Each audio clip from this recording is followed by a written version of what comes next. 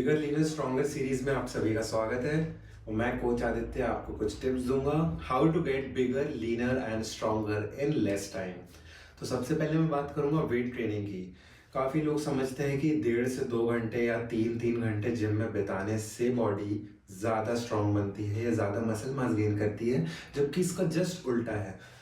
जितना कम समय आप अपने वर्कआउट्स को देंगे और जितना इंटेंस वो वर्कआउट होगा उतना ज़्यादा मसल मास ग्रोथ होगा, रैदर देन स्पेंडिंग 2 से 3 घंटा जिम में और आप वॉल्यूम ट्रेनिंग कर रहे हो, लगे हुए हो, लेकिन आप अपने बॉडी के मैकेनिज्म को नहीं समझ रहे हो। आपकी बॉडी चाह रही है rest, rest period in between the sets, rest after the workout और short period workout. Until and unless you are not training enhanced, आपको अपने बॉडी को समझना पड़ेगा। फर्स्ट थिंग फर्स्ट, आपको ये समझना पड़ेगा कि कितने अमाउंट ऑफ टाइम के बाद आपका हार्मोन लेवल पीक से नॉर्मलाइज हो जाता है।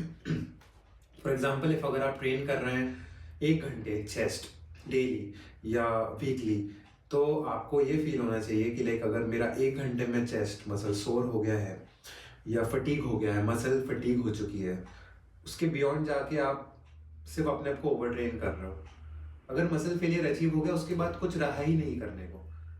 रही बात कार्डियो की, तो कार्डियो काफ़ी लोग वर्कआउट के पहले करते हैं। वर्कआउट के पहले कार्डियो करने से आपके मसल ग्लाइकोजन लेवल्स डाउन हो जाते हैं, जिसकी वजह से आप वेट को पुश नहीं कर पाओगे, आप जूझोगे।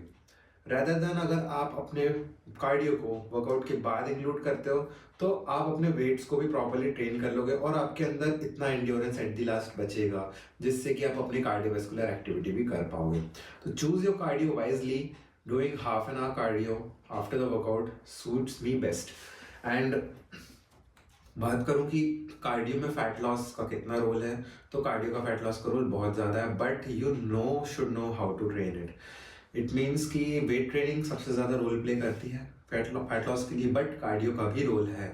और कार्डियो का ऐसा रोल है कि आधे घंटे कार्डियो कंटिन्यू करने के बाद सस्टेन जब आप उसको बढ़ाओगे, तो आप पाओगे कि आपका फैट बर्निंग प्रोसेस चालू हो चुकी है।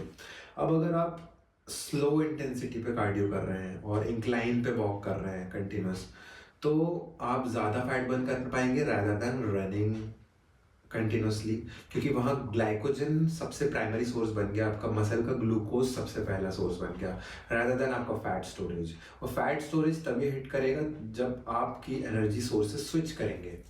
तो ये चीज़ होना पता बहुत ज़रूरी है कि आपकी बॉडी आधे घंटे के बाद अपना फैट बर्निंग प्रोसेस स्टार्ट करती है, चाहे वो किसी भी टाइप की ट्रेनिंग हो। और आफ्टर द वर्कआउट कार्डियो करने से आप इंस्टेंटली अपने फैट मॉड्यूल पे स्विच कर सकते हो। So if your goal is to get leaner, choose your cardio after the workout. And दो चीज़ें हो चुकी complete, how to get bigger, how to get leaner and how to get stronger. Now अगर हम बात करें स्ट्रेंथ की, तो आप कंपाउंड लिफ्ट जितनी भी होती हैं, bench press, squat is a power movement, and dead lift, shoulder press, जितनी भी कंपाउंड लिफ्ट जिसमें आप अपना वेट्स बढ़ाएं, कम से कम सेट्स लें, बट इंटेंसिटी रखें उस सेट में इतना कि मसल ब्रेक डाउन हो जाए इंस्टेंटली। उससे क्या होगा कि मसल को शॉक तो मिलेगा ही, और साथ ही साथ अगर आप अपना रिकवरी प्रोसेस बढ़ा दें, जिससे कि आप अपना रेस्ट पीरियड बाद में ज़्यादा लें, स्लीपिंग पैटर्न्स पे फोकस करें, अच्छे से नींद लें, अच्छे से डाइट लें, तो जैसे ही आप अपना नेक्स्ट ट्रेनिंग रखेंगे आप ज़्यादा उठा पाएंगे ऑब्वियसली। तो यही एक मंत्र है स्ट्रॉन्ग बनने का इंस्टेंटली विद इन वीक्स। आप जितना ज़्यादा अपनी बॉडी को रेस्ट देंगे, वो उतना ही ज़्यादा ग्रो करेगी।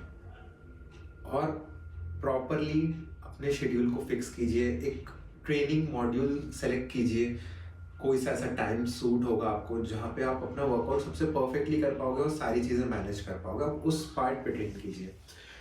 थकी हुई बॉडी को ओवर ट्रेन करना इज नॉट अ साइंस। मैंने बहुत लोगों को देखा वो रात में जाके ट्रेन करते हैं, वो भी जब बंद होने वाला रहता है जिम। तो मैं भी उनमें से एक हूँ, बट मैं वो चीज़ समझ चुका हूँ कि अगर मेरी बॉडी में फुल एनर्जी रहेगी तो मैं ज़्यादा पुश कर पाऊंगा रैदर देन थकी हुई बॉडी पे। अगर मैंने कुछ भी लेके पुश कर भी लिया, लाइक प्री वर्कआउट समथिंग, तो मैं इनिशियल स्टेज पे तो पुश कर पाऊंगा, बट उससे मेरे स्लीप पैटर्न भी डिस्टर्ब हो जाएंगे, क्योंकि कैफीन हाई हो गया, मेरी बॉडी कूल डाउन जल्दी नहीं होगी, और ब्लड ग्लूकोज स्पाइक होने का, हर चीज़ का खतरा बनता है।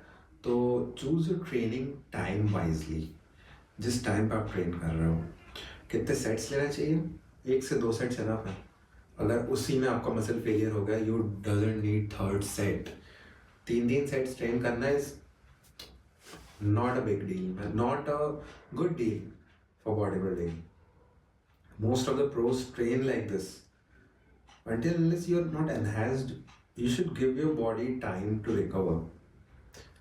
अगर आप लगे हुए हो हर रोज पुश करने में तो you will not recover properly. So यही इसका बेसिक मंत्र था bigger leaner stronger first episode का, कि अपने ट्रेनिंग, अपने रेस्ट पीरियड, अपने डाइट पे फोकस कीजिए और एक ऐसा मॉड्यूल चूज कीजिए जो कि आपके रूटीन में सेट हो और उसी हिसाब से अपना वेट लिफ्ट कीजिए।